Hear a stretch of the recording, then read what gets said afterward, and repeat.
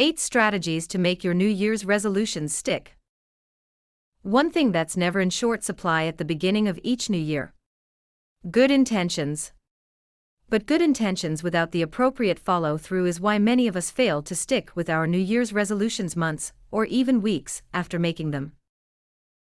It turns out there are commonly avoided mistakes, such as picking habits that align with one's goals or being patient with the amount of time a habit takes to develop, that explain why some people always seem to reach their goals while others keep falling short. Here's how to form habits that will help you accomplish your goals in 2024 and beyond. Choosing the right habits. One's first objective should be choosing the right habits to begin with. Habit selection is vital because if you fail to pick the right habit, you aren't likely to accomplish the corresponding goal, says B.J. Fogg, director of the Behavior Design Lab at Stanford University and the author of Tiny Habits. He says that a common error many people make is not choosing habits that align with their goals. Say you want to lose some weight this year, he offers as one example. Forming a habit of running 30 minutes a day may not help you do that if you don't also form habits related to the foods you eat, because diet affects weight more than exercise. In other words, if you vow to exercise as a way to lose weight, you must also readjust your diet. Failure to establish habits that align with your goals may cause your resolutions to flop before you begin. This sometimes occurs because we're better at naming desired feelings and outcomes than we are at pinpointing the actions we need to take to get there, explains Christine Whalen, a clinical professor and consumer scientist at the School of Human Ecology at University of Wisconsin-Madison. How long does it take? Another common mistake people make when setting goals is becoming overly concerned about the amount of time it will take to form a new habit. While answers abound, including the popular 21-90 rule, which states that it takes 21 days to form a new habit and 90 days to make it a permanent lifestyle change, or the research that shows habit formation taking between 18 and 254 days, the amount of time it takes shouldn't be our top concern. Catherine Milkman, a University of Pennsylvania Wharton School professor, and the author of How to Change, The Science of Getting from Where You Are to Where You Want to Be, says there's no one right answer when it comes to how long new habits should take to form. She co-authored the most recent research on the topic and says, the answer depends on what habit you're trying to develop and who you are. She explains that some people simply adopt new habits faster than other people, and that complex habits usually take longer to form.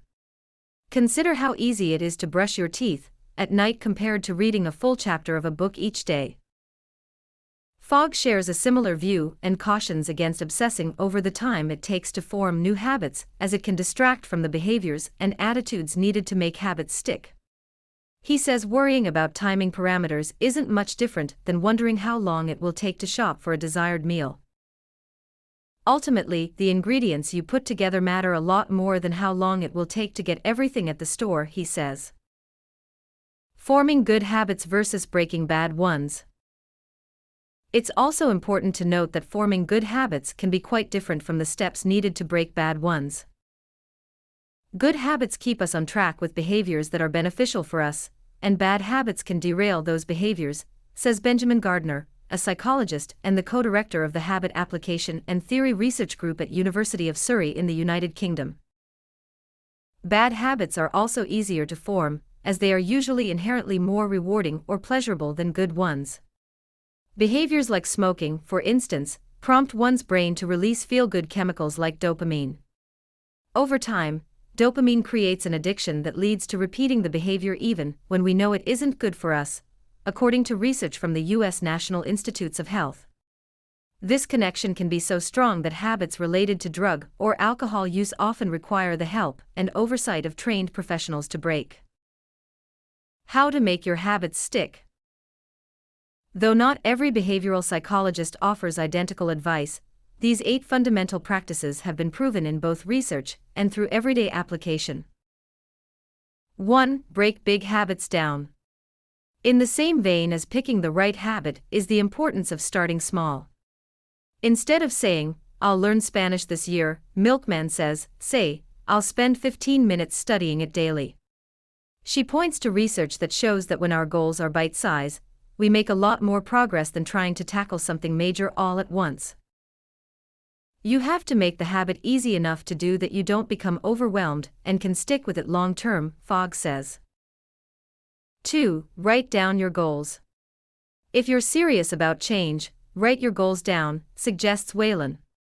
She says that writing your goals down is an important step toward identifying your objectives and being clear about how you want to get there. By writing things down and setting up a plan to accomplish your goals, you can take a wishy-washy dream and turn it into a step-by-step plan, she says. 3. Build in accountability. Once you've crystallized what you want to accomplish and decided what habits you'll need to form to get there, it's important to build in some accountability. Going public with your commitment to change makes you more likely to succeed, because we all hate being embarrassed, says Whalen. And if you don't want to announce your intentions to a lot of people, finding a friend who shares your goals has been shown in studies to also help with accountability. 4. Establish clear boundaries. There's a reason Alcoholics Anonymous tells recovering alcoholics not to allow themselves a single drink. Sometimes the gray area gets too messy. 5. Redesign your environment. That's one reason it's important to make sure your surrounding environment also matches your objectives. If you have a goal not to eat certain foods, don't keep them around the house to constantly tempt you, offers Fogg. Similarly, if you have an environment at home that makes exercise easy, you'll probably work out more. The goal in redesigning your environment, he says, is to make the unwanted behaviors hard to do and the good behaviors easy. 6. Set up opportunities to repeat the new behavior. Another component of redesigning your environment is setting up opportunities to engage in the new activity again and again. One reason hand washing is such an easy habit to form is that you have opportunities to do it often. That's why it could be helpful to keep a book nearby if your goal is to read more, or to set a timer on your phone to remind you when it's time to get up and move around if your goal is to be less sedentary. Repetition is key to habit formation, says Milkman. 7. Celebrate both efforts and successes. As important as repetition is, Fogg says that making new behaviors a positive experience matters even more. Emotions form habits, he says. He explains that too often we wait until we get on a scale to measure our progress. Instead, speak encouragement to yourself from the get-go. Fogg suggests telling yourself your new behavior is getting you closer to your goals, and that it feels good to be doing it. Whalen adds that you shouldn't wait until you've reached the finish line to cheer yourself on. Celebrate even small victories along the way, she suggests. That could mean simply recognizing that you've gotten started faster, or with a better attitude than you did the last time. If you can cause yourself to feel a positive emotion by celebrating your efforts, you are more likely to maintain them long term, Fogg says. 8. Make habits enjoyable. It's also essential to choose habits you know you'll like, or to make behaviors you aren't looking forward to more enjoyable. You shouldn't be dreading a diet, Fogg says, and you won't have to if you can find plenty of healthy snacks to stock in the fridge or pantry that you know you'll enjoy. Making a habit more enjoyable could also mean doing it with a friend, or listening to music or a podcast you love while engaging in the behavior. Milkman says this is called temptation building, a technique that involves combining an activity you know you enjoy with an activity you may enjoy less.